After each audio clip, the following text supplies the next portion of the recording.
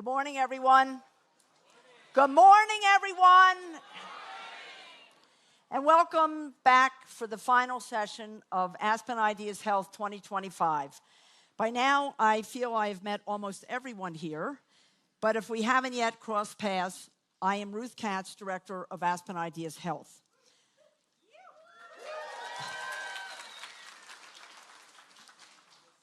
I hope you would agree it has been a remarkable few days. So many of you stopped me around campus to reflect on a session or to share your enthusiasm, and you should know how much our team deeply appreciates your very kind words. I've also been asked, and I think I'm right, a zillion times, how Vinny, the mentalist, pulled off his presentation. And the truth is, I have absolutely no idea. If you have your own theories, do go home and try to recreate his tricks. And just maybe, when you buy your next lottery ticket, try this number, 622-611. I'm very sorry that after joining us for our opening session, Dr. Albert Schweitzer was unable to stay longer. But it certainly was a privilege to have him here, even if only briefly. Okay, so we don't, especially in the health world, want to perpetuate misinformation. Let's be honest, that was not actually Dr. Schweitzer come back to life, but rather his hologram. Now, if that comes as a surprise, perhaps it is because the vast reach of new technology continues to astonish, as we saw throughout our gathering. Artificial intelligence was discussed again and again, a testament to its emerging presence in the health arsenal. And digital doppelgangers, how many of you went to that one? Wow, fascinating. But advancing health for all isn't only about sexy, futuristic science. We also heard about getting the basics right, growing nutritious foods that sustain both people and planet, ensuring that information guiding people's health decisions is accurate, and of course, caring for our caregivers. There were, too, some promising updates on progress against cancer, heart disease, obesity, and neurodegenerative conditions. I was especially struck by the stories of flourishing partnerships in unexpected places, using dating apps to share health messages, engaging Second Amendment defenders to prevent firearm injury, and employing hip-hop as a public health educational tool. Made it to the front page of the Aspen Times. It was equally uplifting to learn that attributes like empathy, compassion, and curiosity can also drive better health outcomes. You can clap for that, too.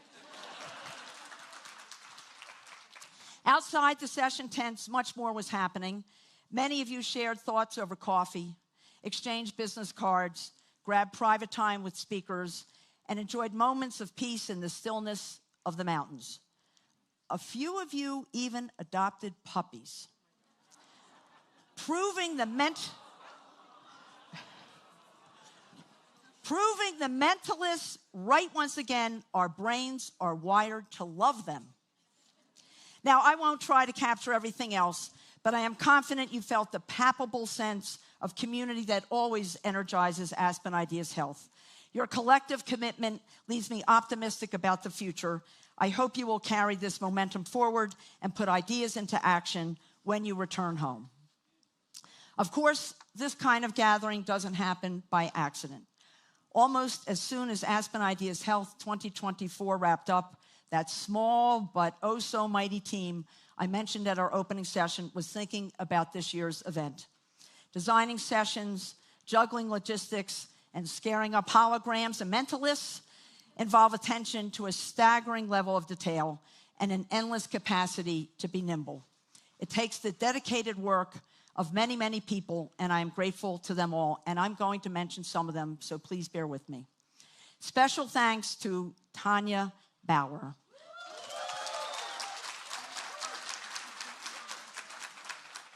Who stepped in as acting director of Aspen Ideas Health during Natalie Johnson's parental leave. Before she took leave to bring beautiful Ellie Grace into the world, Natalie exquisitely laid the groundwork for Aspen Ideas 2025 in every way. Tanya had some huge shoes to fill, and she filled them with outstanding skill, and she deserves her own round of applause.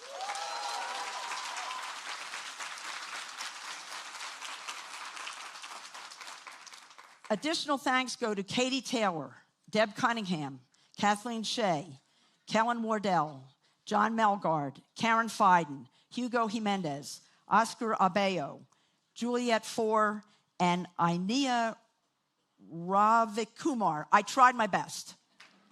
Please, all of you, stand up.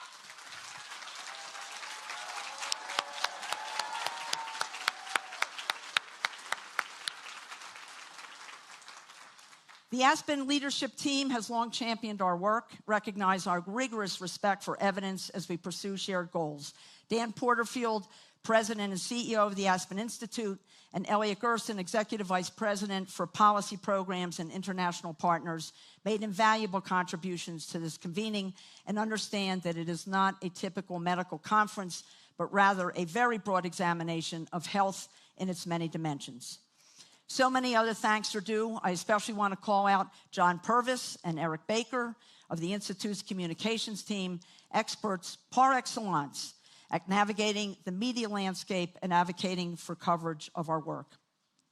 As you know, we are privileged to be the opening event of the Aspen Ideas Festival, which launches this afternoon and continues for the next 7 days. We work with many colleagues across the Institute to produce Aspen Ideas Health, including Deborah Murphy and her colleagues with conference services, to whom we owe a special debt of gratitude.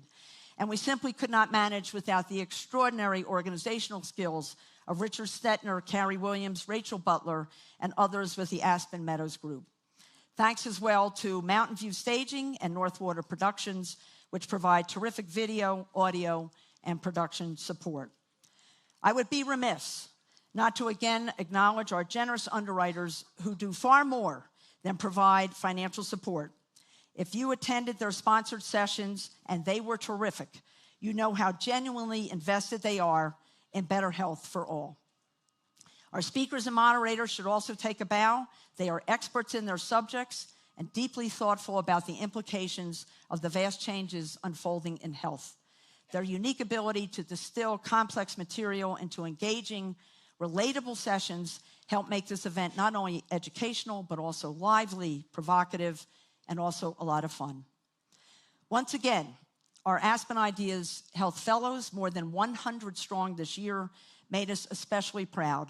I hope you had a chance to meet some of these folks who hail from across the United States and countries around the globe. They are early in their careers and bring curiosity and fresh enthusiasm to this gathering. Would all the fellows who are still with us please stand and also take a bow?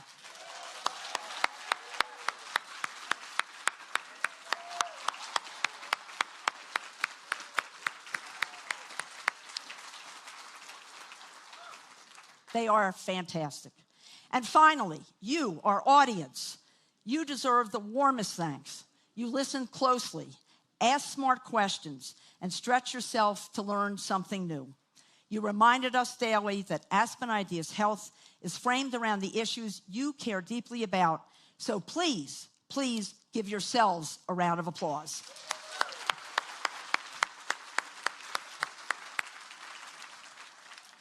It is time then to get started with our final session. We really have come full circle these past few days. Dr. Schweitzer opened the 1949 convening that led to the creation of the Aspen Institute. And then, of course, he was back with us just a few days ago to open Aspen Ideas Health 2025. That powerful sense of interconnectedness that we all experienced on campus this week was also an echo of our founding 75 years ago.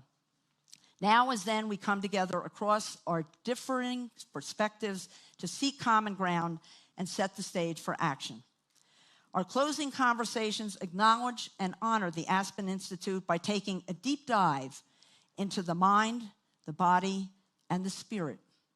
The Institute recognizes all of them both individually and as integral parts of a greater whole, are intrinsic to building a good society. At Aspen Ideas Health, we share that belief, Advancing health means engaging every one of those essential domains. 3 final panels take a closer look at how pioneering thinkers are doing just that. Deepak Chopra gets us started. There are many definitions of the mind, but it is fair to say it refers both to cognitive functions and emotional processes. Without the mind, we cannot act, reason, remember, or feel. Deepak himself offers a wonderful, succinct definition. The mind, he says, is the user of the brain, the way a piano player uses a piano to make music. Deepak is clinical professor of family medicine and public health at the University of California, San Diego, and senior scientist with the Gallup organization. A teacher and world-renowned pioneer in integrative medicine and personal transformation, he considers himself a consciousness explorer and has long been at the forefront of the meditation revolution. His most recent book, Digital Dharma, explores AI's potential to enhance personal and spiritual growth.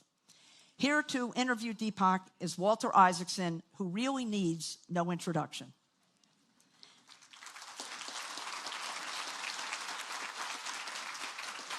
But I'm going to give a brief one anyway. As president and CEO of the Aspen Institute for 15 years, Walter actually headed the Institute when Aspen Ideas Health was first created in 2014 and has always been a big supporter of what we do here. Walter is now a distinguished fellow at the Institute and professor of history at Tulane University.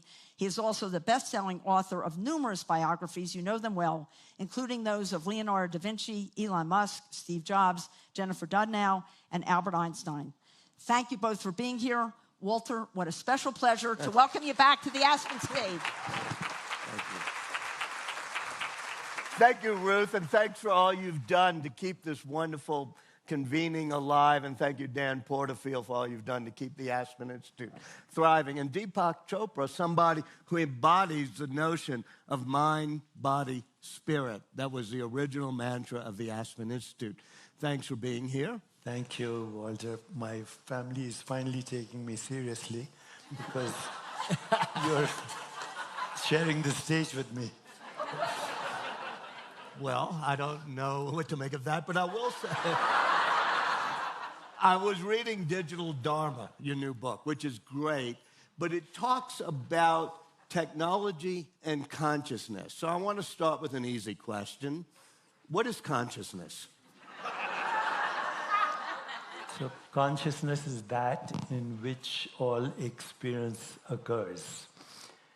You're having an experience right now, and that experience is happening in consciousness. It's also that in which all experience is known. So not only are you having an experience, you know you're having an experience. It's the knowing element in every experience. So self-awareness is a part of it. Awareness and consciousness are synonymous. And can machines be that way? No, because machines don't have subjective experience. How do we know? Well, they don't have sex. How do we know? No. Okay. They don't feel hunger or thirst. They don't have fundamental creativity. Subjective experience is called qualia. It's like the taste of red wine or the smell of garlic or the pungency of onions. These are called qualia, units of experience, as opposed to quanta, which are measurements of experience. So this is called the hard problem of consciousness in science today, that how do neural networks actually produce experience? And my view, and that of many Eastern wisdom traditions, is they don't. That, neural networks are neurochemistry that symbolically represent experience, but they don't explain experience. And this is called the hard problem of consciousness. There are two more of the most important questions in science today. Number one, what is the universe made of? And the shortest answer is made of nothing. And the second question is, why does it look like this? That's called the hard problem of consciousness. Now, you say that consciousness is not a function of our brain, let me call it, neural networks, and Correct. the synapses that are Correct. sort of digital and the chemicals that are sort of Correct. analog. What causes consciousness in our mind if it's not the brain? Consciousness modifies itself as perceptual activity. So this is perceptual activity right now.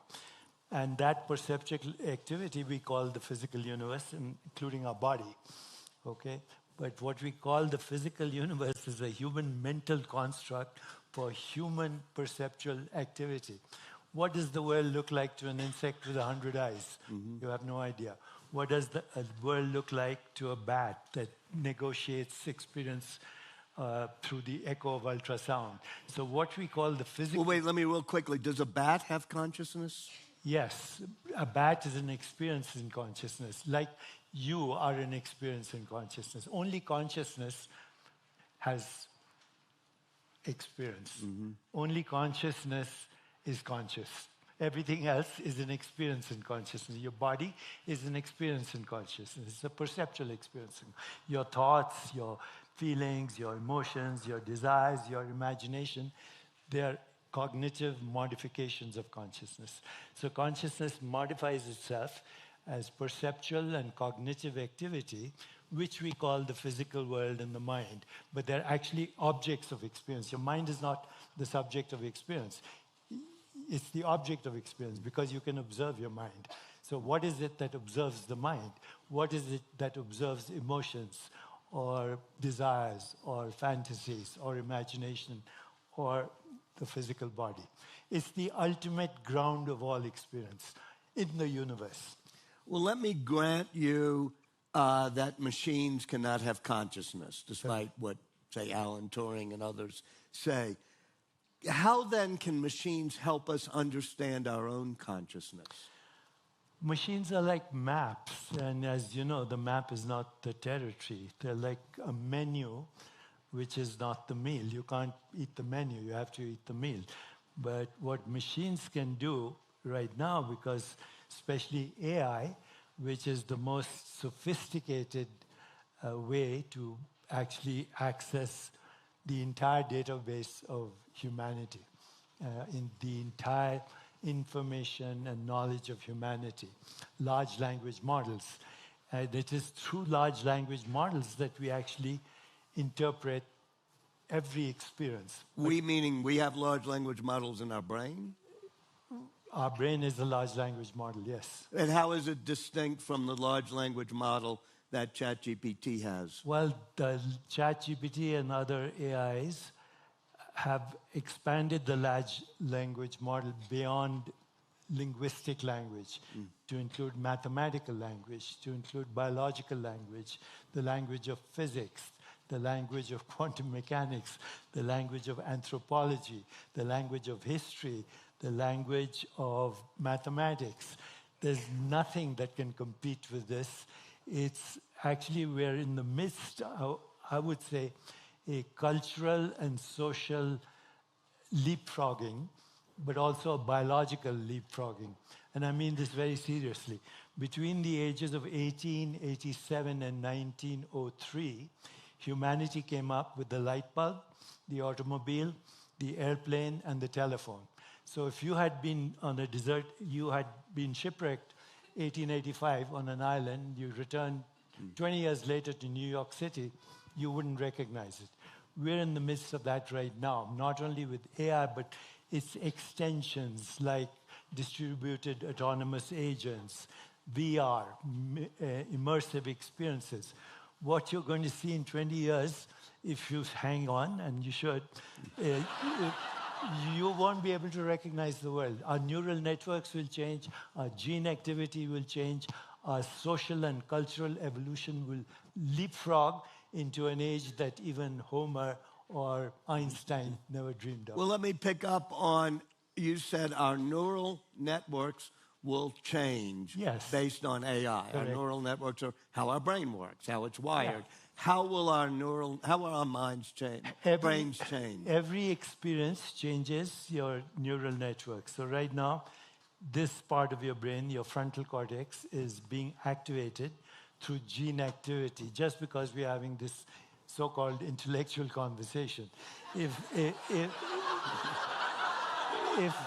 if we were having an emotional melodramatic Yeah. conversations, then our limbic brain would activate. If we were scared and you thought there was a terrorist attack or something coming, then our reptilian brain would be activated. So every experience changes your gene activity and your neural networks. It's astonishing. If we are telestreaming this and somebody is watching us in South Africa, their neural networks are changing right now. So experience shapes neural activity. And what we're going to experience with AI, because it has access to the entire database of humanity and the large language models that extend our ability to grasp new forms of knowledge. You don't have to be a physicist anymore to know how quantum mechanics applies to experience, or how cosmology and dark matter or dark energy are. You just go to ChatGPT and say, explain this to me, and explain it in a way that an 8-year-old can understand, and it'll do that for you. So with that experience, we are leapfrogging into a new age where I think we no longer should be calling ourselves Homo sapiens. Meta-humans is the next incarnation. Metahumans? Meta-humans.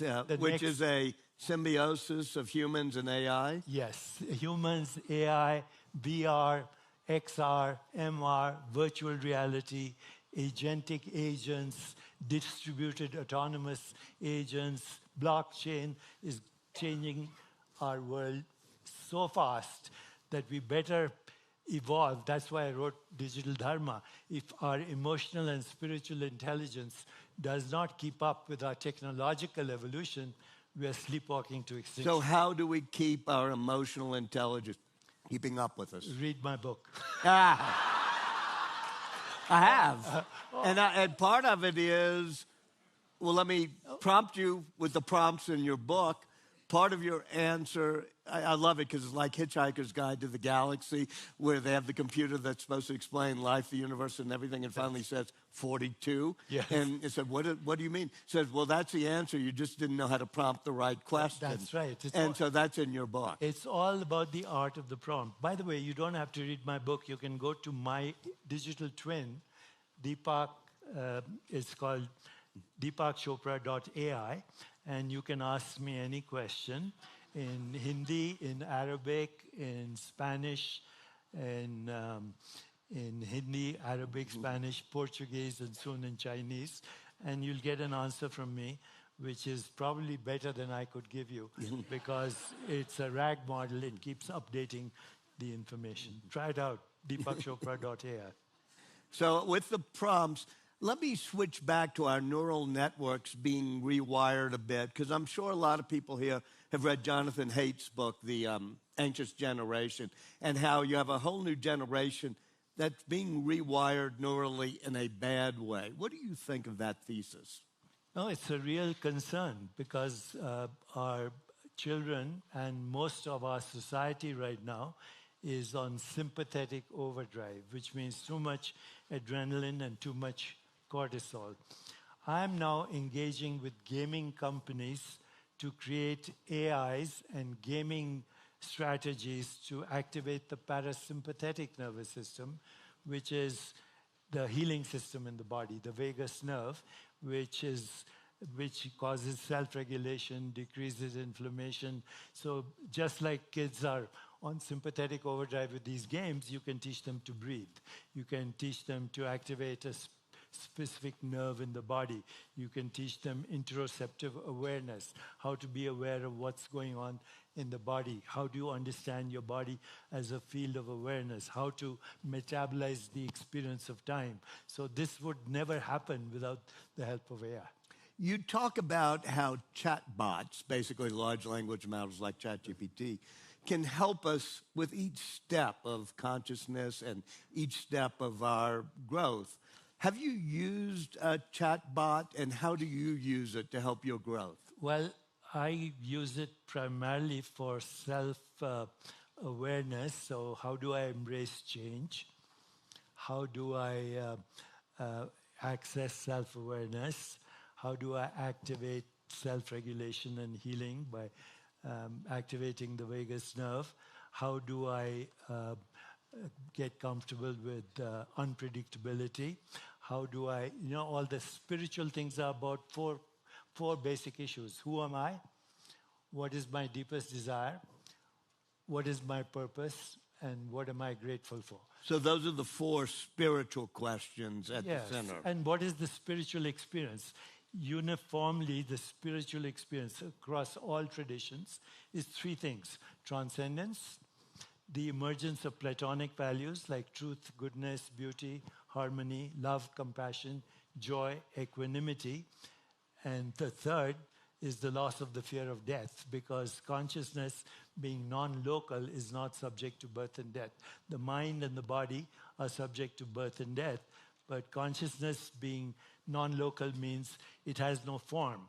Because it has no form, it has no borders. Because it has no borders, it's infinite, it's spaceless, it's timeless. It's the fundamental ground of all experience of the mind, of the body, of the universe as a unified process. So the way I'm using ChatGPT, or now my own AI, which I think is better than ChatGPT because it's not a large language model. Large language models hallucinate, which is actually a good thing sometimes, because hallucinations can foster creativity too. But my AI is a small language model, which means it doesn't look across the entire database of humankind, only the database as it pertains to spiritual experience, to health, to longevity. And you curate the database upon which it trains? Yes, and it's also called the RAG model. So if anything is irrelevant and not valid anymore, that's deleted. And how is that set up? Was that through like a Google Notebook, or how do you set up your own personal AI? It took us 3 years to actually look at all the large language models and then create our own model. Mm-hmm. Can people access it? Yes, deepakchopra.ai. Okay, good. You say in your book that AI can greatly enhance spirituality. How's that? It can point the map. It can tell you what Plato said. It can tell you what the sages of the Upanishads experienced. It can tell you what the Zen masters of the East said, what the prophets of the Old Testament said. And then, you look at all these perspectives, and then it actually guides you into introspection, self-reflection, mindfulness activities, and even techniques for transcendence. In all your books, not all your books, but in a lot, how many books have you written? That's more than me. 97. 97. Yeah, you're about 89 books ahead of me. Wow. No, but my books are not as significant as yours. This is totally untrue. No, because I will tell you about the significance of your books, which is it teaches us about levels of consciousness, 7 levels, I think. Yes. Where are we generally stuck in those 7 levels, and how can AI help? I think the world is right now stuck in the first level. Okay, which is survival, safety, and safety. And we haven't gone beyond that. If you look at hierarchy of needs, Abraham Maslow's, actually the spiritual model goes beyond that. Even Abraham Maslow, before he died, in his notes, he mentioned that the next step was not self-actualization, but self-transcendence. But I think your next step is, maybe I got this wrong in memory, is connection, right? Connection. And connection, is that help or hurt by AI? Well, it depends on what the motivation is. If the motivation is a more peaceful, just, sustainable, healthier, and joyful world, we can do that. Go on AI and ask, what are the solutions for climate change? You'll get 2 pages of very good information. Go on AI and ask, what are the best strategies for health and longevity and health span? You'll get the best, latest information.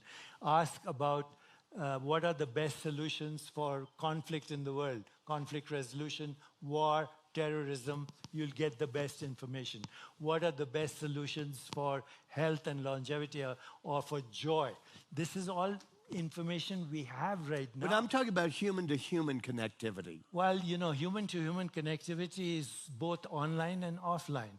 During the pandemic, we created a offline community first called Never Alone for people who were going through depression. We created a chatbot. It had 25 million conversations going on at the same time, 6,000 suicide ideations interrupted, and people were more, especially young kids, were more comfortable speaking to the AI chatbot because they didn't feel judged. So you think we can create chatbots that can either replace or at least supplement mental health professionals and Yeah, well, others? our goal at our foundation is to create online and offline communities called Never Alone. And they're based on 4 things: attention, deep listening to each other; affection, deep caring for each other; appreciation, noticing everyone's uniqueness; and radical acceptance. The 4 A's. We create online communities that foster then creativity, because the new science of emergence says if you have shared vision, if you complement everybody's strengths, if you have maximum diversity and the maximum diversity of storytellers, and you actually create an ecosystem where there's an emotional and spiritual bond, there's no problem that cannot be solved. Let me end with that question of creativity, which you just put up, which is one of your levels, I think, Yes, if I remember it your is. books. Is that something that humans will uniquely have, or will our machines in symbiosis with us create? Because AI can simulate creativity, but it has no fundamental creativity. Fundamental creativity is a death and a resurrection. It's the death of an old story, old meaning, old context, old relationships, and a birth of a new context. It's a disruption. AI is based on algorithms. Fundamental creativity is breaking the algorithm. It's a disruption. So humans will always be in charge of creativity. Great. I'm so glad to hear that. Thank you, sir. Deepak. Thank you. Appreciate it. Thank you. Yeah. Thank you. Whoops. Think I'm going off the wrong light?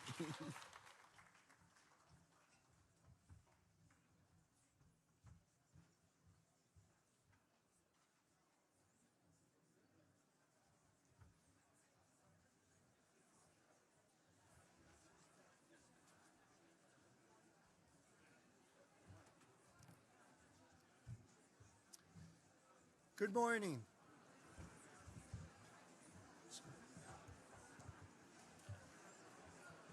Good morning.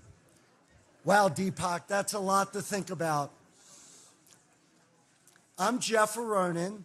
I'm the founder, chairman, and CEO of Paragon Biosciences. We're a global life science company that innovates, develops medicine for patients with few or little options. I'm also a member of the Aspen Institute Board of Trustees. The next conversation is very exciting. I'm looking forward to it. It affects me professionally, personally, and it focuses on medical and engineering discoveries that advance health for us all. Through the eyes of 2 extraordinary young people, we look closely at what it takes to spark curiosity and empower the next generation of scientists, entrepreneurs, and change makers. We're counting on them to move knowledge and research forward, help us develop new medicine, and advance life science in general. Suresh Subhash is already making waves. As a teen innovator last year, at the age of 13 years old, he won 3M's Young Scientist Challenge.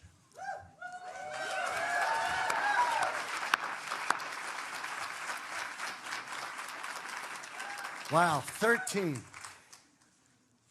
For his AI-based handheld pesticide detector that can help protect human health by identifying residue on fruits and vegetables. I worry about that all the time. During COVID, Suresh used his downtime, if we could call it that, to dive into biochemistry, producing a graphic novel he titled biochemistry the fun way. Even scientists find biochemistry hard. Deja Taylor is a nationally recognized scientist.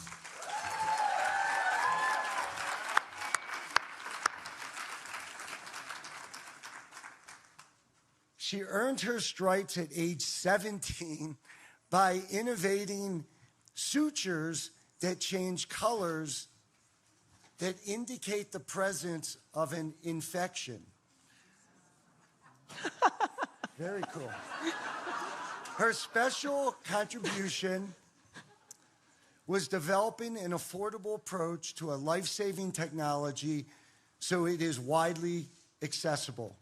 Deja, who is now just 21 years old, thinks that attracting more young people into science is vital to defend the body and make medical breakthroughs. I agree. We need more young people in science. That's fantastic.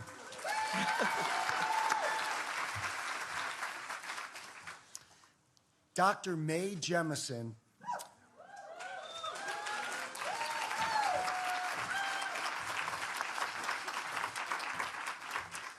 Dr. Jemison will guide the conversation. She's an astronaut, engineer, entrepreneur, physician, and educator. Wow. Dr. Jemison is the first woman of color to go into space.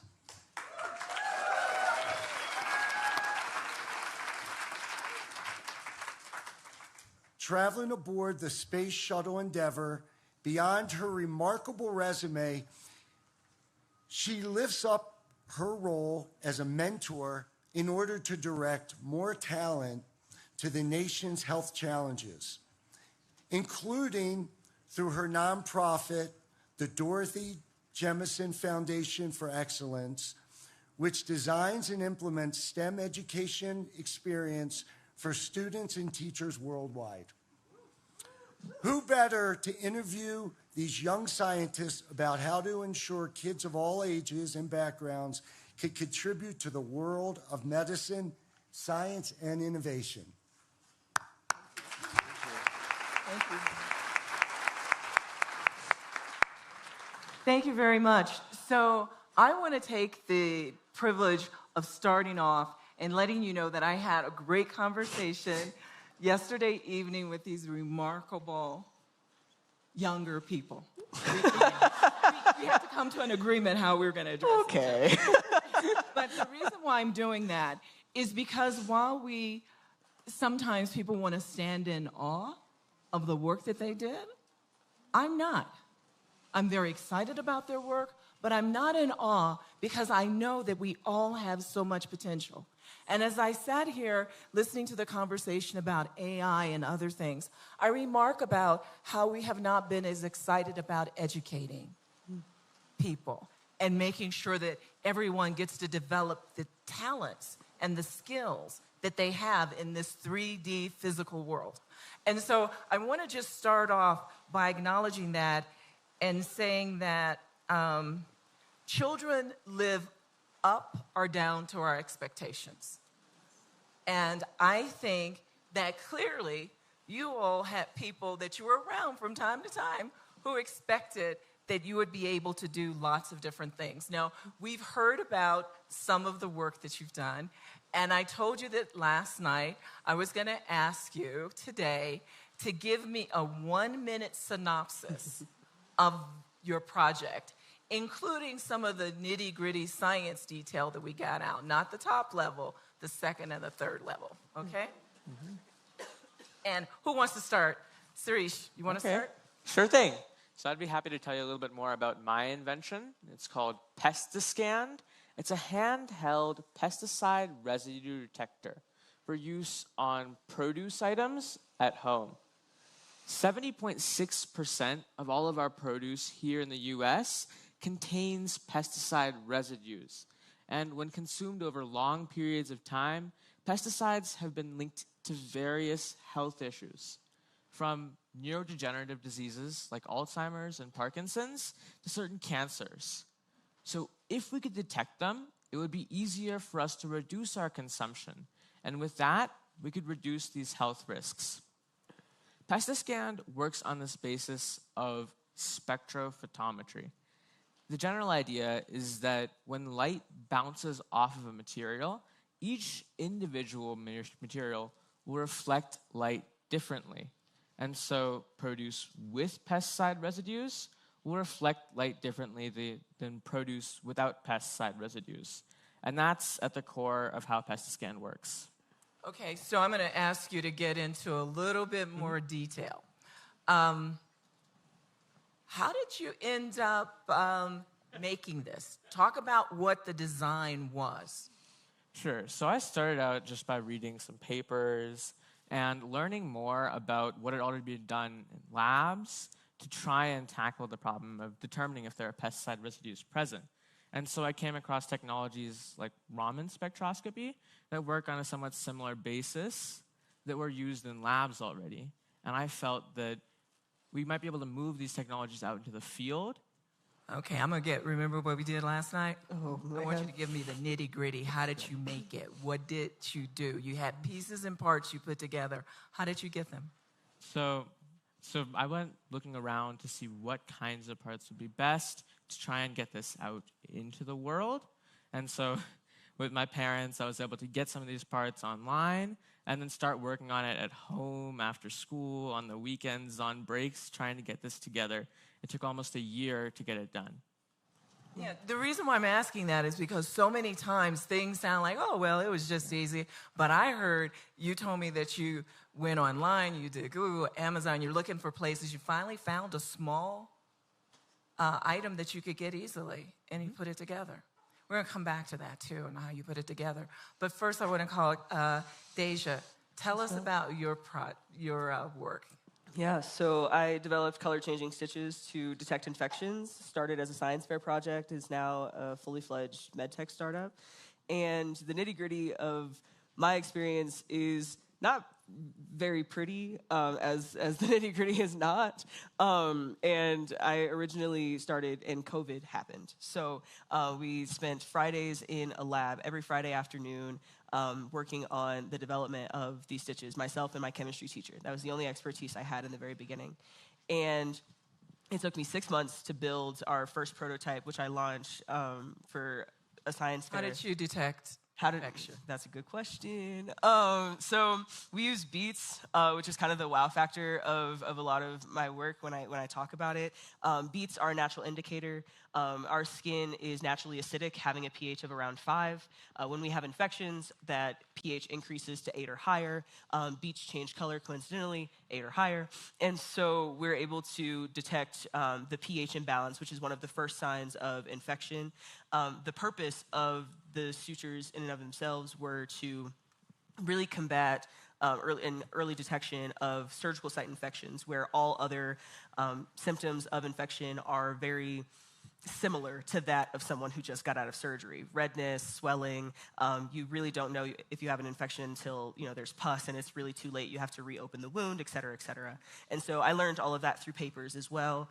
But then I hit a roadblock as I was preparing for a really large science competition, and I had to call up a microbiologist at the University of Iowa, which I happen to attend now, and bringing in that expertise is really what allowed me to get to those next levels. I actually also called the VA hospital. We happen to have one in Iowa City, to get expired sutures from their hospital system and use that as further testing and whatnot as well. Okay, so in your process in getting your project to fruition, where we are now, who did you rely on? What expertise did you bring into play? So for most of the project, it was just my parents acting as support, helping me get access to some of these parts. Partway through the project, there was this process of sampling to show the detector, this is what a produce item with pesticides looks like. This is what it looks like without pesticide residues. And my parents were able to help me through that quite a bit. And in terms of expertise, For this project, I was able just to find most of the help I needed through researching on papers, but I feel like it might have helped me if I had looked for that earlier, and that's something I'm looking at right now. That being, you said at 3M, once you won the 3M competition or at one stage of it, that you got a mentor that you could call. And can you talk a little bit about what that was like, what that person did, what you called them? It was a great experience. So I got to work with my mentor from 3M. He was working in chemical engineering, and he gave me perspective as a scientist for when I got stuck, especially to help me figure out where to go from where I was. And that was really helpful throughout that whole process. The reason why I'm bringing these things up is because there's a Yoruba proverb that says even the sharpest blade can't cut its own handle. Now, clearly, we have some very sharp people sitting here, but they required help to get further with things. I was telling them I had an experience when I was in high school. My mother was part of that catalyst. She asked me to do a science project on sickle cell anemia, and I didn't know what it was, but I was going to prove your parent that you can do what you can do. And so I called down to the Cook County Hospital in Chicago and asked to speak to the head of the hematology department. I tell about this story in the book I wrote, Find Where the Wind Goes, where I'm talking to my 16-year-old self. But it really is about taking the initiative. Each one of you took initiative. Mm-hmm. And did you feel like people were receptive to it? Yes. Mm-hmm. Yeah, absolutely. Were you surprised? Yeah. I was not. My mom, I grew up with the notion that my mom taught me this lesson that you never need permission to speak to the CEO. And so, okay. And so I carry that over into any leading title, director, executive director, et cetera, et cetera. And so when that time came that I needed help, I recognized that I needed help. I didn't have a problem asking for it. I just didn't know who to go to in particular. But when I found out, kind of through networking and my neighbor is a microbiologist, you should talk to them, I had no problem going up to being like, hey, I'm a lowly little student trying to do this wonderful project. Please help me. And so many people are over the moon to help, no pun intended. We'll go with it. We'll go with it. Were you surprised at the help? So for me, I had just the community around me that were very supportive. And so sometimes, yes. So I reached out to a couple of food security agencies here in the US, the FDA, and in Europe as well. And I was actually a little bit surprised to get reached back to, and that was helpful. It's shown me that people out there are really willing to help with these things. Well, I was surprised when I called Cook County Hospital and they actually put me through, and the fellow actually talked to me. But that's okay because I had it out there like that. But the thing was, he required me to come down to the hospital to do work and prove in his lab that I knew work. And I knew how to do all these different things. And then eventually the head of the hematology department helped me with the project. And I was surprised that it went that far. But at the same time, each step of the way, there were people who were there willing to help, even if they didn't absolutely know you already.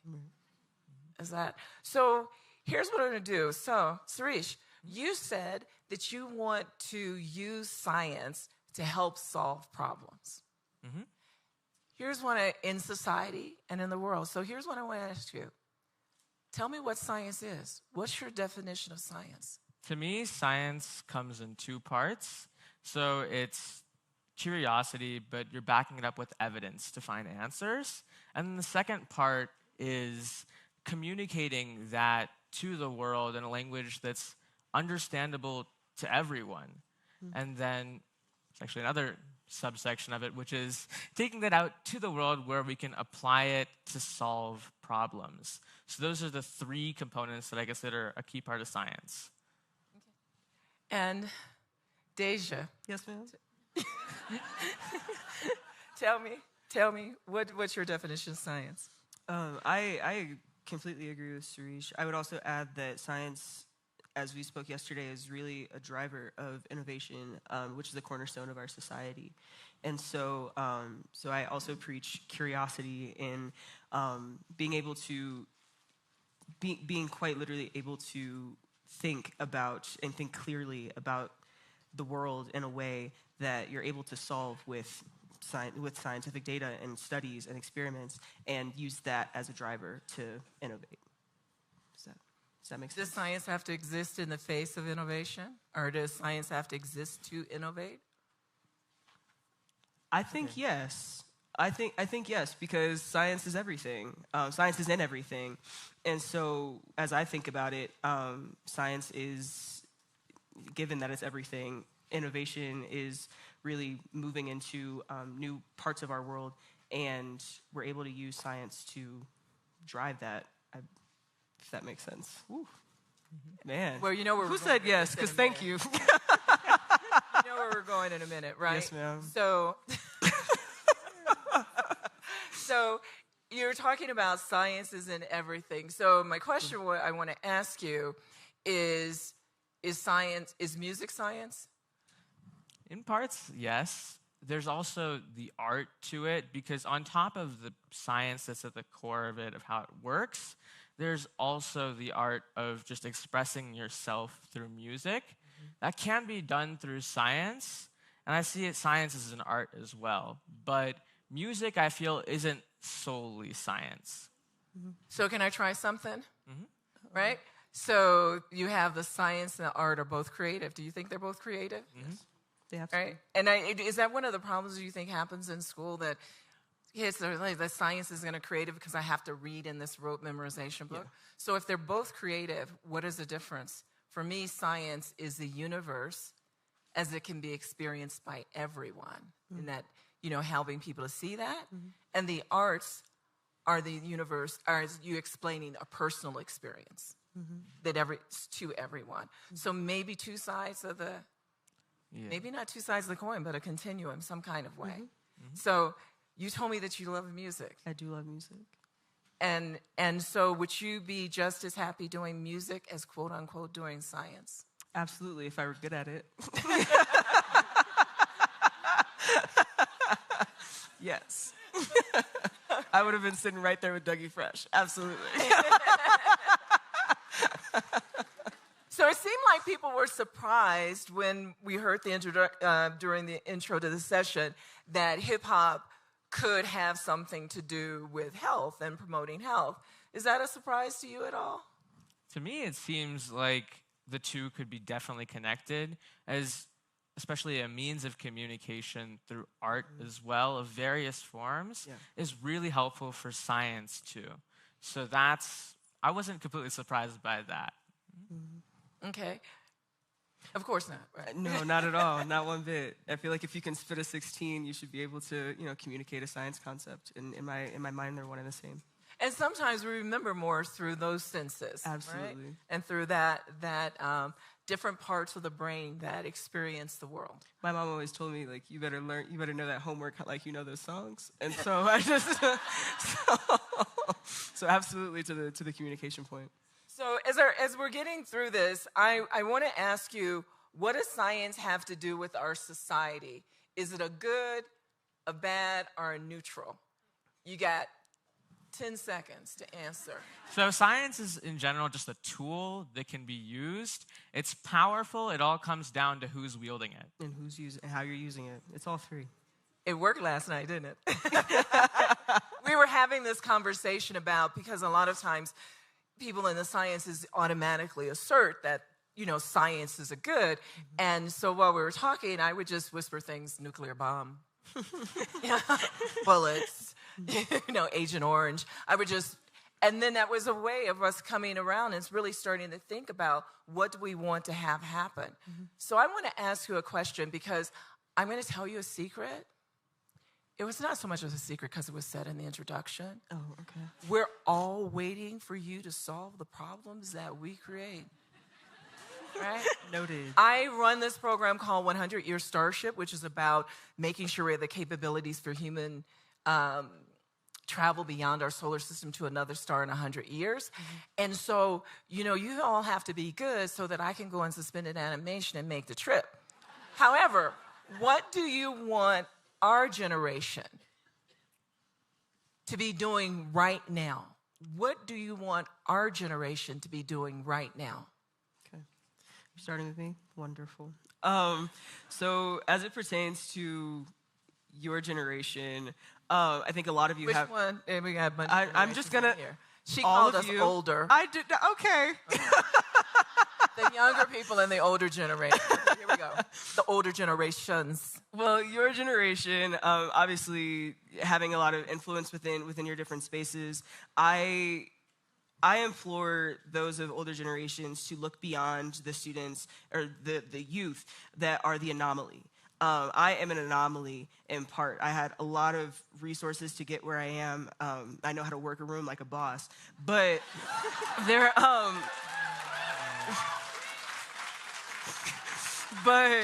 but beyond that, there are a lot of students that don't even get to the chance of innovation because they don't know those skills. And I would really like to implore the older generation to look beyond just the shiny objects that are right in front of you. Just folks like me, and I can only speak from my experience. Because I was a palatable black person. What do you want us to do? Because we're winding down. Enough. So I just seconds. looking beyond the anomaly, the shiny object, the shiny youth, and upholding them. Yeah. And what should we do? What do you want our generation to do? So let's see, there's a few things. Let me just list them briefly. First of all, there's just that belief that not just the people who have already made it to make these innovations, but everybody has these great ideas. It's building that support so that way they can take them out into the world. So that belief is one part. Then there's guidance, because since you're older, you just have more experience. And that experience would be really, really helpful to us. And it's really great when it's shared. Then from there, lastly, there's the idea of trying to leave behind a little bit of a better planet for us. That would be great. Would you go for us just stop messing up right now? Yeah. And then not even if we don't clean it up, at least leave it alone? Yeah. Mind your business. I want to, as we start to come to a close, there is a Yoruba proverb that says, if you wait for tomorrow, tomorrow comes. If you don't wait for tomorrow, tomorrow comes. So right now, we are all in a position where we know that we have remarkable talent and skills and enthusiasm waiting to help, as you said. But it doesn't just exist in the people who've already had the opportunities. In many ways, we have opportunities in many different ways. I went to Chicago public schools at a time where public schools were a little bit different. And the teachers were a little bit different, and they had more field trips and things like that. You weren't doing as much rote memorization.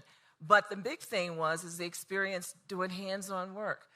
Did your experiences with science hands-on increase your love of it? Absolutely. Very much so. The idea of doing things hands-on is one of the things that actually made me like science, because I felt like I could actually have more of an impact with it, that I could do useful things with science. So maybe the way I'm going to take away from this is that what we can do is to make sure that there's hands-on science education in every school. And that does not mean looking at a screen and watching the plant grow on the screen. It means growing the plant in the cup, right? Doing the actual physical work, watching beet juice change colors based on pH. All of those things we can do. I want to end this with, tell me what you want to be doing in 10 to 15 years from now. For me, I want to be scientist and inventor 10 to 15 years down the line, still working actively on solutions to problems that impact people's lives directly, as well as working to communicate that science behind it. So the idea of bringing the public along to push science even further to more people. And Deja, what are you? Yeah, plans so in the next 10 to 15 years. hopefully I will have sold a medtech company in 10 to 15 years.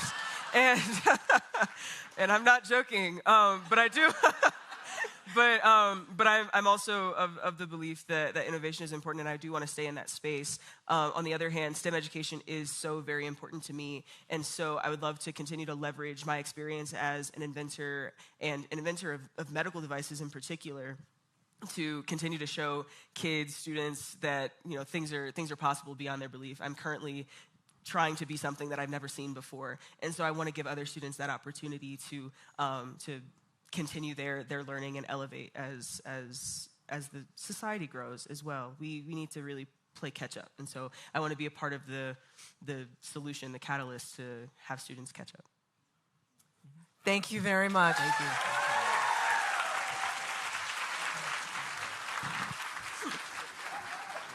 Awesome. That's right.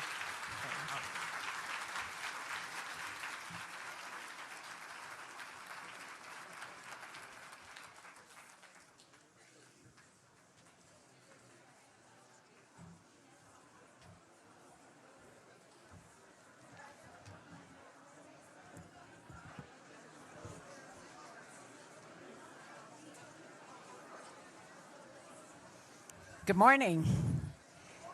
Good morning.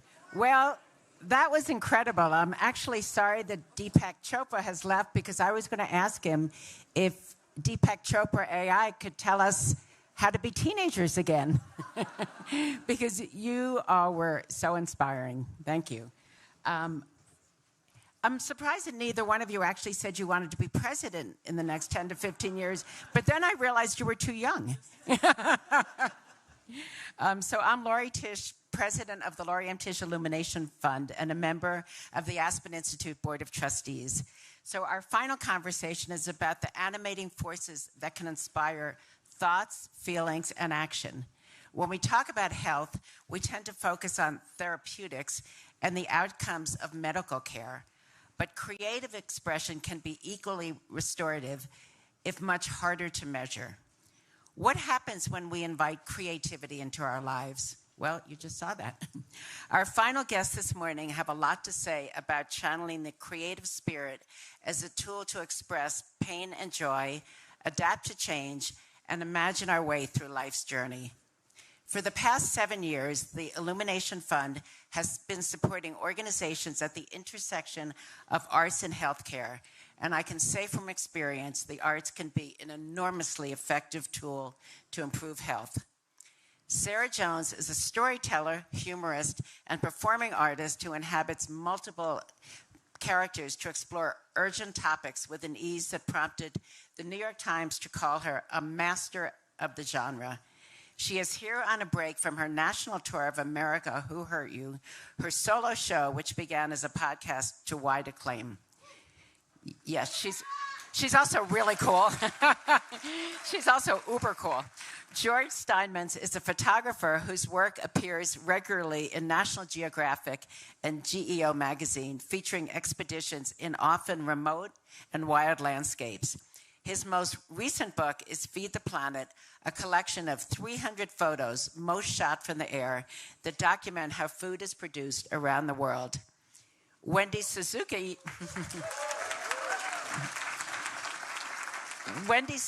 is a neuroscientist whose research focuses on brain plasticity and how the brain forms and retains long-term memories.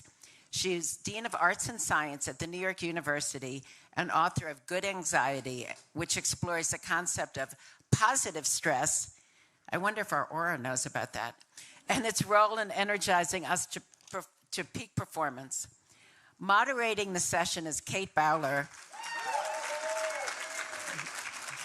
who created the popular podcast Everything Happens and is a best-selling author and professor of religious history at Duke University. Diagnosed with stage 4 colon cancer 10 years ago at the age of 35, Kate has thought deeply about the spiritual language that allows people to articulate their experiences, whether they are ordinary, tragic, fearful, or beautiful.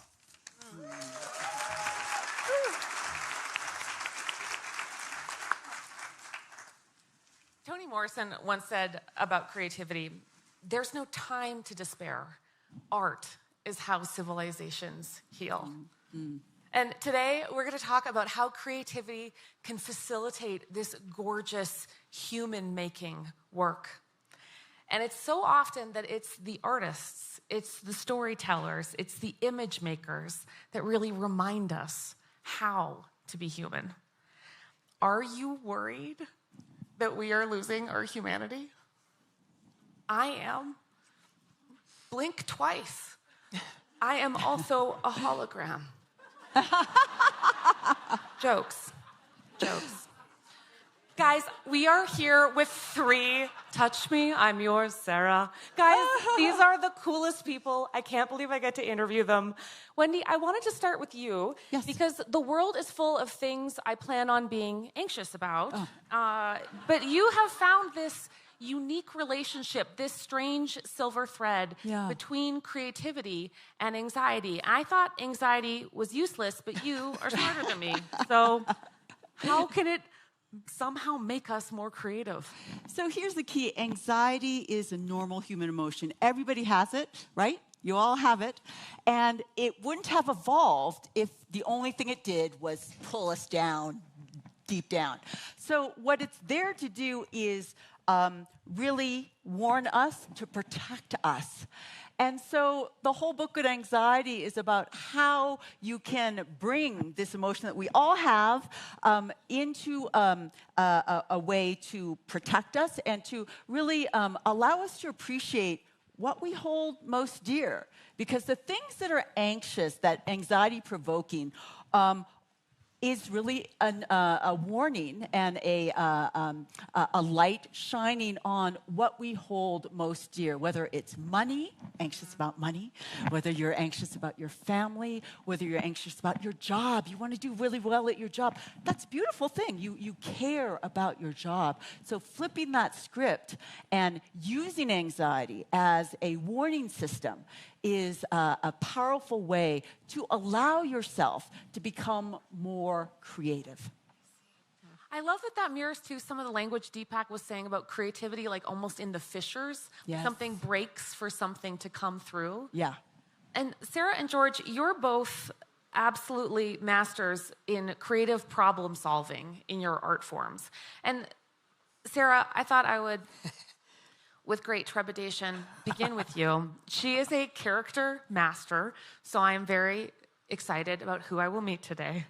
But I wondered if you could tell me a bit about how your creative act opens up empathy for you. Yeah, empathy. So I want to start here.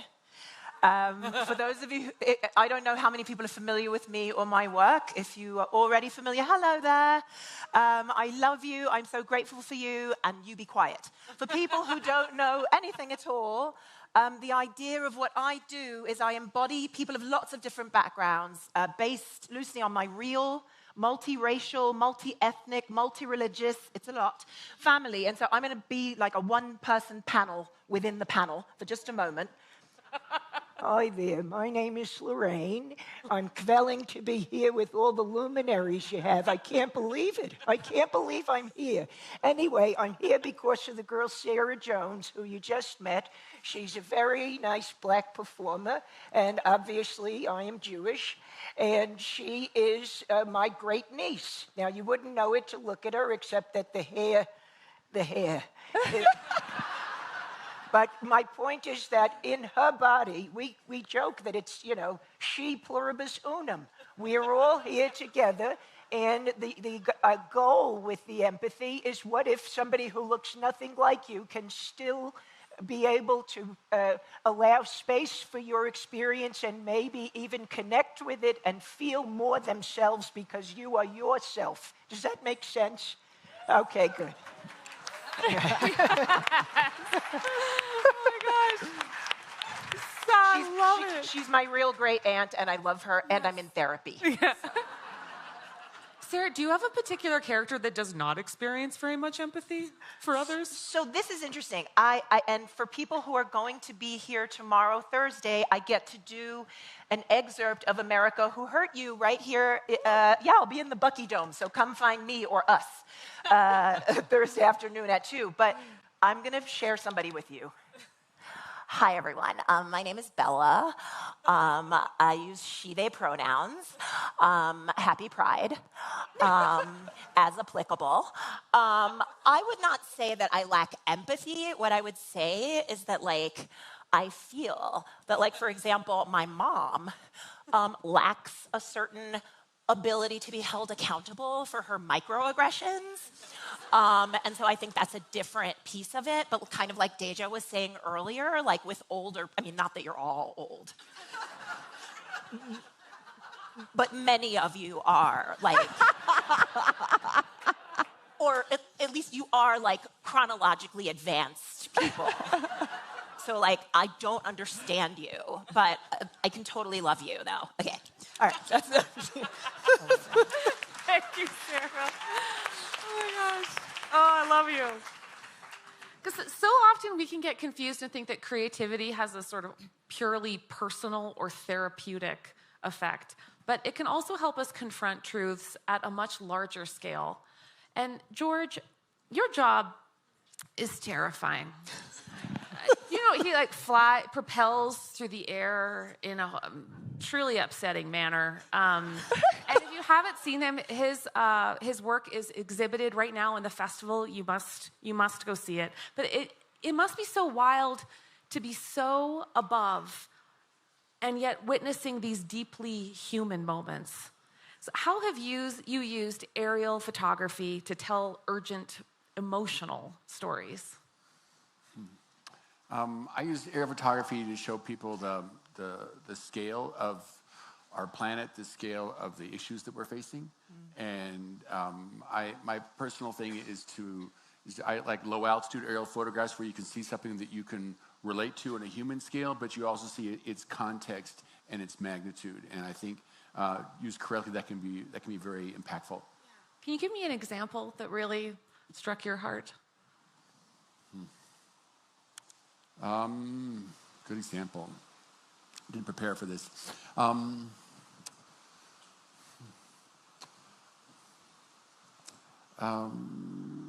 don't know. I mean, one of my first impactful pictures for me was an aerial picture of two camel caravans passing in the Sahara, and it's something that's very rare. And you could see. I mean, it's you could see you could look at the picture and you could see it was so low you could see like the sandals on the caravanners and the camels and how stressed out they were, and you got a sense of the magnitude of this effort that no one's ever seen before to carry salt across the desert for humanity, and it was just it was amazing.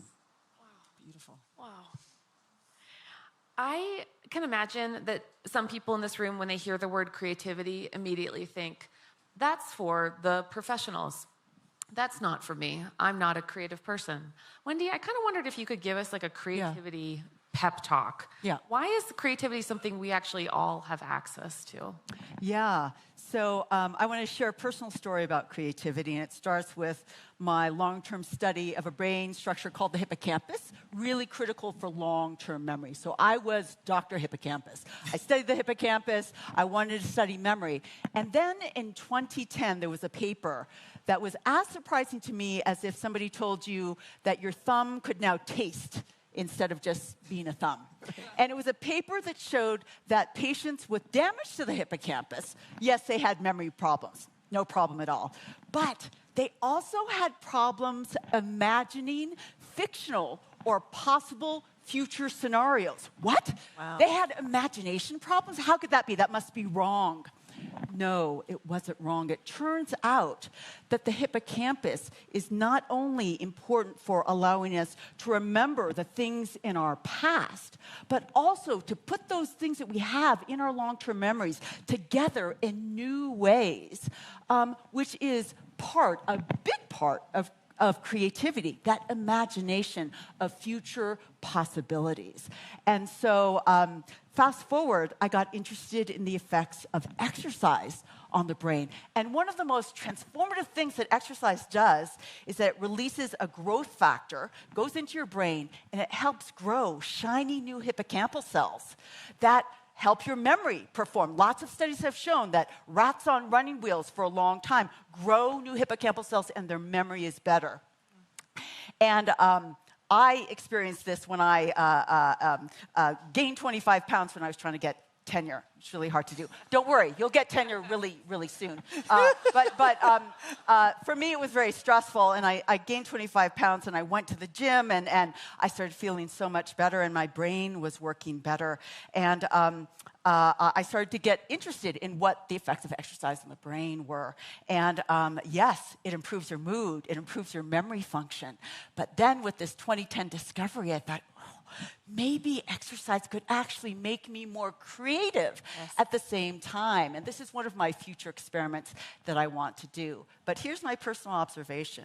If you look at my courses that I have taught at New York University before and after this transformation of exercise, by the way, when I started to go to exercise class, who did I meet?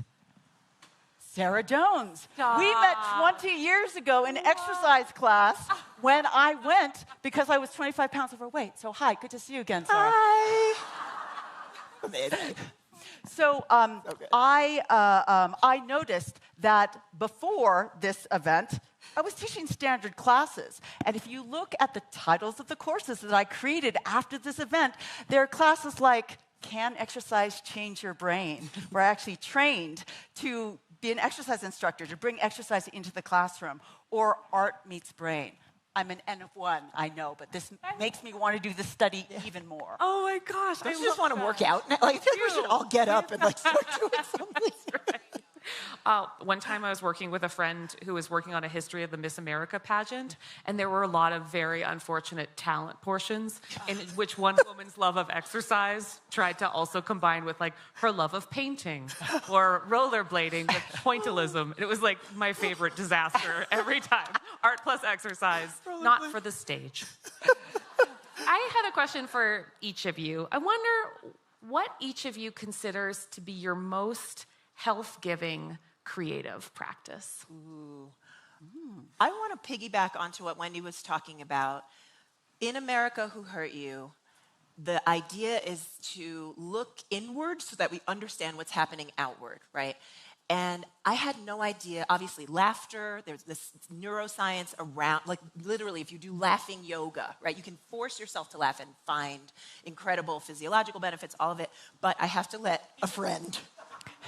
Yes, ma'am. I have to let a friend turn up. First of all, can y'all hear me good in the back? Y'all can hear me all right? I'm the only dude Sarah Jones brought with her. You know, she put us in a show, what she called her one-woman show. It's awkward. It's awkward for me, you know what I mean? But I'm glad my man is here right here. We both got the cap. We understood the assignment. What I want to say is that health, this laughter right here, that's important, but also being in the room together, you know what I mean? And I know Dougie Fresh, he more famous than me and everything. And y'all had him here, I'm saying, I ain't get the call. Nobody said, Rashid, you want to come talk about hip-hop and health, you know what I mean? I could beatbox. I could. No, not right now. But what I want to get to is, real quick, and you could have known that I was in hip-hop, you know what I mean? Those of y'all, I mean, first of all, I hold the microphone in the official MC posture. That's a dead giveaway right there. But also the reality that when you get people in a room together, we can't just be on Zoom. I know my kids are like, you know, oh, I just want to scroll. They just want to scroll. What is that? You know what I mean? You got to get in a room with people. Maybe you need both. But I'm just saying IRL, like they say. That's what we got to be doing. That's the biggest health practice, is getting y'all together live so you can be together. You know what I mean? My man, you understand me. That's enough. That's enough shenanigans. It's terrible. And I'm vain. It's terrible. Okay, sorry. Community. I'm into it. I'm into it. George, what do you think is your most health-giving creative practice? Being curious about the world and asking the right questions. And I just find, for me, I'm 67 years old. People say, like, you know, when are you thinking about retirement? It's like, retirement? I've been doing what I want to do since I was 22 years old. It's like I'm just out there in the world curious and looking at what's going on. Yes.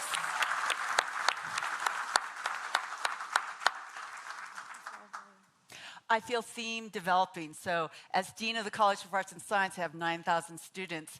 And when I started as Dean, I started these gatherings called Walk with the Dean and Tea with the Dean. And we're going to do circle singing with the Dean, and game night with the Dean is coming up. And so I found that I love connecting and meeting all the students, and they need that, and they appreciate that. And so I absolutely think that is the best thing that I do for myself and for the students as well. Yes. So good. Man, those are lucky students. Yeah. TikToking with the dean, bowling with the dean, speed racing with the dean, speed dancing with the dean. I'm very into it. Rollerblading, pointing with the dean. Rollerblading with the dean. Sorry. Sarah, your art brings such revelation, discomfort, joy. I wondered how creativity continues to push you into that place where you feel like we all magically have something in common. I mean, I find just having been here at Aspen Health, the number of times someone's talk or our shared, like, getting to experience Deepak Chopra, the glasses. Is anyone over those glasses? I'm not. I love those glasses. You know what I'm saying? But like, I just feel like it's endless. The amount. I'm from New York. I know you can't tell. I speak the Queen's English. I'm from Queens, New York. Okay, but there's a part of my family is I have black, white, Latino. I have family from the Caribbean. I am like a one-woman subway car. You understand? And when you are in that subway or whatever it is that brings you into contact with people who are not like you, you realize, oh my God, look at that cute little girl. I have a daughter. Or, look at that teenager, my kid. You just feel connection, which unfortunately is the opposite of some of what we see in leadership today. So I think we have to be in a self-leadership mode around the myriad, the infinite. And or I would say, for those of you who know, in every life, there are 1,000 lives. You know what I'm talking about? If you know, you know.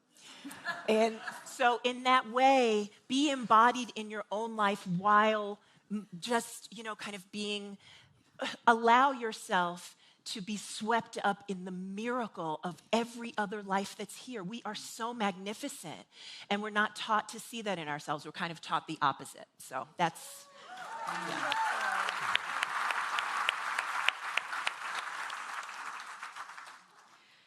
George, you have photographed megacities, deserts, just the systems that feed or endanger us. How does that view from above reveal what might be harder to see up close? I see what's harder to see.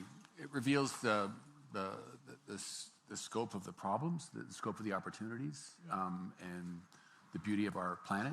And one of the things I love about photographing agriculture is it shows the ingenuity of humanity and how we've been able to remodel the world to feed 9 billion people.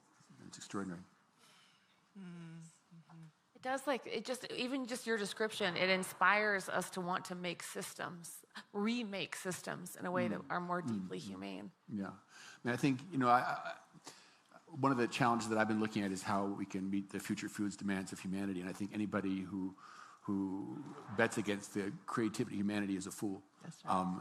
And you look at the productivity of different systems we have on our planet. Let's say even like the people who first found, let's say, gold in South America, and the gold there was very high graded. Now they're able to get like 1/millionth of a percentage. They're able to make gold mine out of that. I mean, how we're able to increase yields of things. I had an editor at National Geographic who once asked me to photograph a story about how we're going to be running out of oil. And that was before we discovered fracking. And all of a sudden, there's a lot more oil than there used to be. And so there's just incredible creativity and humanity in all fields. And I think anybody who bets against that is a fool. Anyone who underestimates our creativity is a fool. Oh, that's so beautiful. You guys, we have to wrap up right now. So I just want to a little bit bless the crap out of you as we go. Because whether or not we consider ourselves creative or not, I think being able to be together and receive by osmosis this beautiful metabolized wisdom is such a gift. So as we feel it, the creativity that is for all, Just know it's for all those of you who are trying to tell the truth. It is for all those of you who are trying to make something lovely. And it is for anyone who is trying to heal. Thank you to these extraordinary people for being here with us. Thank you.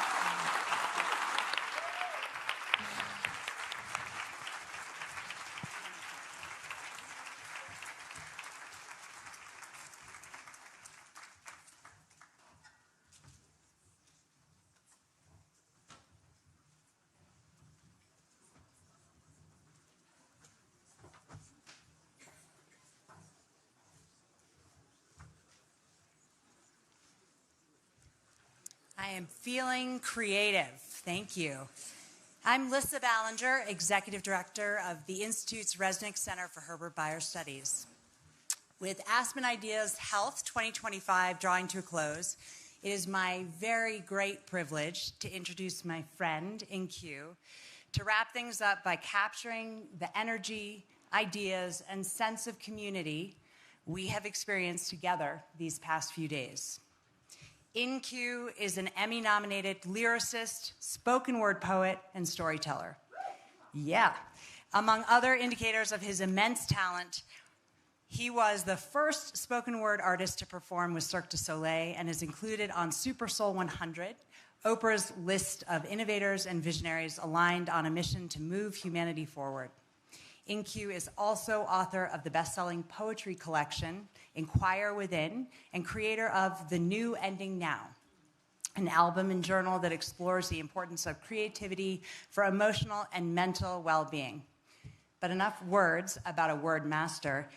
InQ, you get the final word.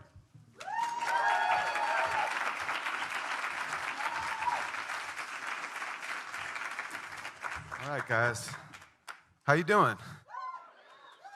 Come on, we can get some more energy in here. It's the final. I don't think that's enough. It's kind of cold. There's some construction going on behind me. This is the final performance of the Aspen Health Ideas. How you guys feeling?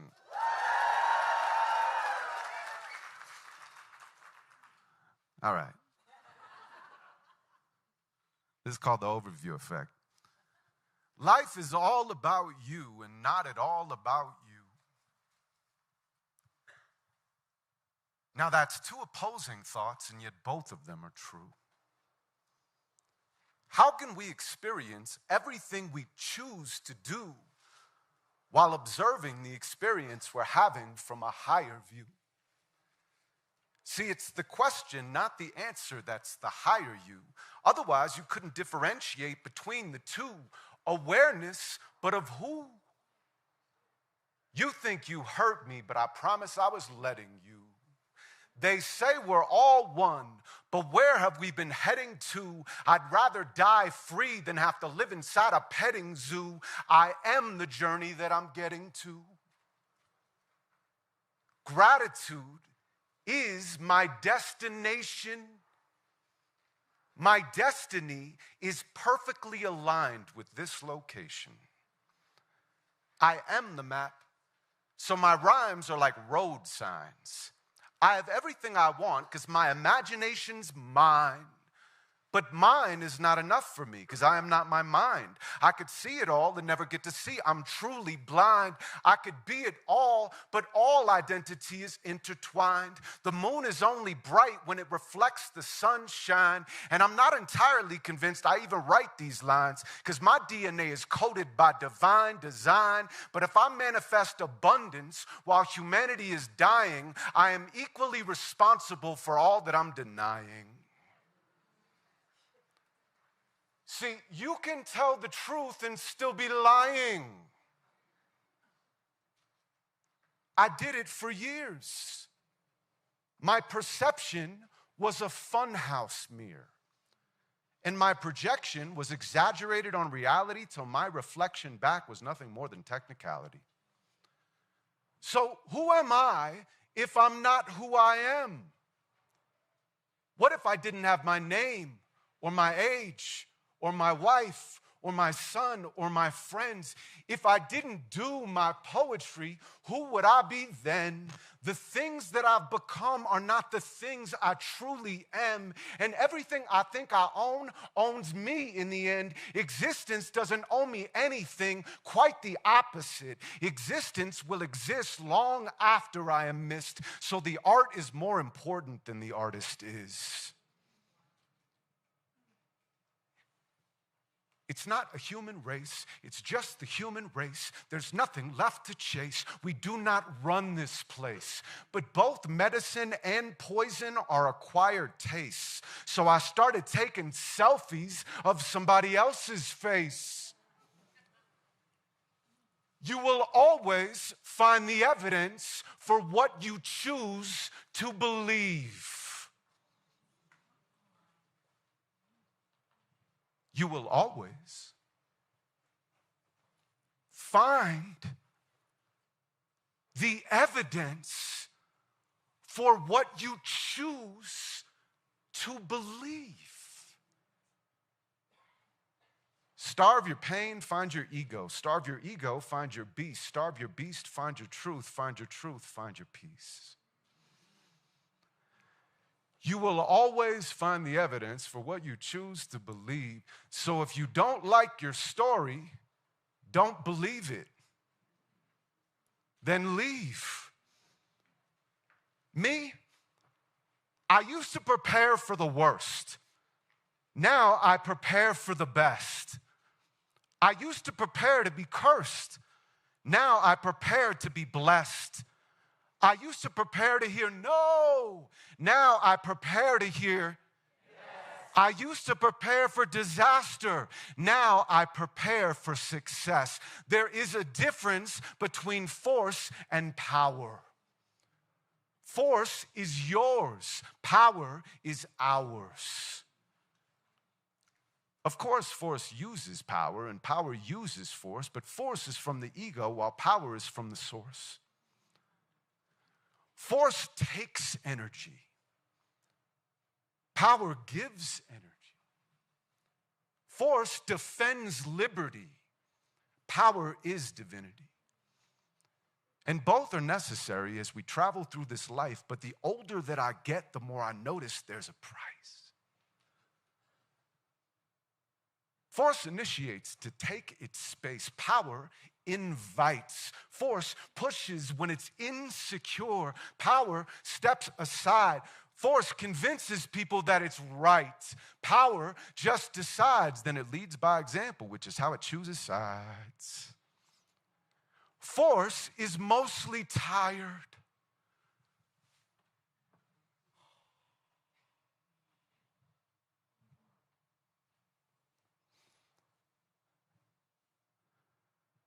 It might get the job done, but it isn't having fun. It's controlling everyone. It's a struggle. It's a hustle. It's a habit. It's a muscle. It's in constant competition, so it's losing while it's winning. Power's always energized. You guys seem a little sleepy right now. Are you awake? No, seriously, are you alive? The more energy you give me, the more energy I'm going to give you. Power is always energized.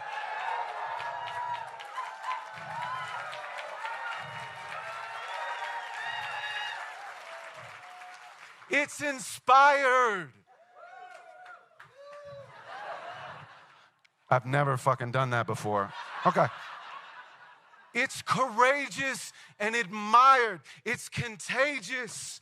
So it spreads just like a fire, right from me to you to them. It's a win-win-win. It isn't perfect, but it does the best it can. And while force will make the same mistakes again and again and again, power tends to make a change or make amends to make it mend. Are you forcing? Are you fighting? Are you scrapping? Are you scraping? Do you hold so tight you're shaking while you're making what you're making?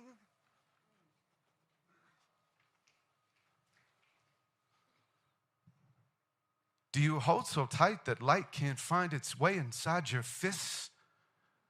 You can swing at shadows in the night or loosen up your grip. Are you growing? Are you flowing? Are you willing to make shifts? Are you reaping what you're sowing? Because you're powerful as shit. Shit.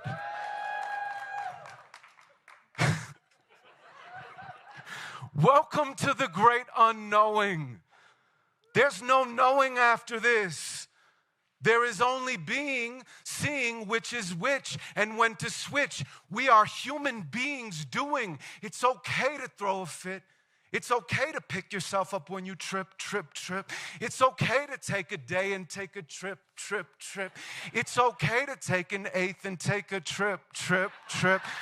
As far as anybody knows, this is it. So we better make the most of what we get.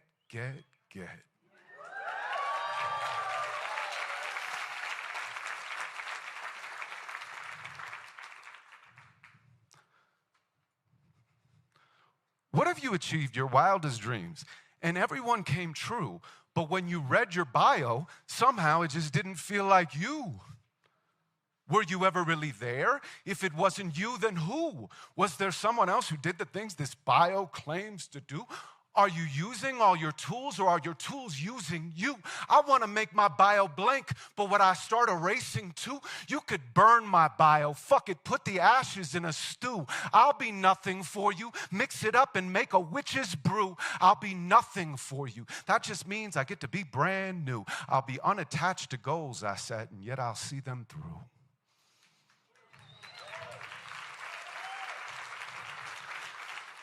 You know the reason why I wrote that is because sometimes when I'm backstage and people are reading my bio, I suddenly get embarrassed. I want to hide. I want to leave. I was trying to figure out, why do I feel that way? And what I realized is, I know the 1,000 failures that are hidden behind every success. And I don't want to present myself to you guys as a finished product. I want to present myself as a finished process. What if you achieved your wildest dreams and everyone came true, but when you read your bio, somehow it just didn't feel like you? Were you ever really there? If it wasn't you, then who? Was there someone else who did the things this bio claims to do? Are you using all your tools, or are your tools using you? I want to make my bio blank, but when I start erasing too, you could burn my bio. Fuck it, put the ashes in a stew. I'll be nothing for you. Mix it up and make a witch's brew. I'll be nothing for you. That just means I get to be brand new.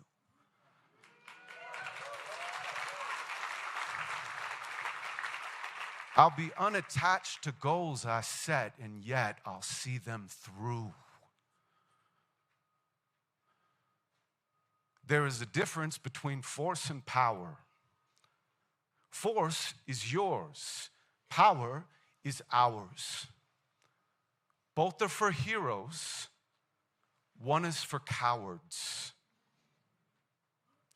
So shoot for the stars, but don't forget to smell the flowers. My name is EQ. Thank you so much for listening to me today. Appreciate it. God bless.